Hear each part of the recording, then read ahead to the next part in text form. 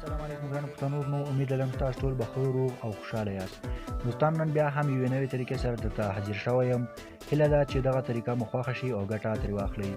ملګرو نن طریقه په دې ډول ده چې زه تاسو ته غواړم چې یو نوی پروف در وښیم، یوې نوې طریقه درته وښیم. هغه دا ده چې ما له خپل چې دا د سنټرا کمپنۍ له لارې ما خپل د فایونر ماسټر کارت ترلاسه کړ. نو راځم تاسو ته د فایونر ماسټر کارت خلاصوم او تاسو له مخې دا خلاصوم چې دا اوس ما له کوم ځای کې ترلاسه کړ او په څومره ورځو کې ما ترلاسه کړ. نو لومړی زه تاسو ته دا خلاصوم او تاسو دا کارت وګورئ او بیا به وروسته تاسو ته دا معلومات درکړم چې ما ته دا په څومره وخت کې رسېدلی ده. ملګرو دا کتلی شئ دا زما فایونر ماسټر کارت ده او دا ما ترلاسه کړ.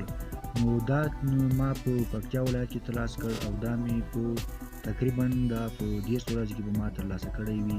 تاسو هم کولی شئ چې د فایونر ماسټر کارت ترلاسه کړئ او زه به تاسو ته په راتلونکي ویډیو کې دا هم در وښیم چې تاسو څنګه کولی شئ چې فایونر ماسټر کارت اکټیو کړئ او بیا هغه څخه پیسې راوباسئ.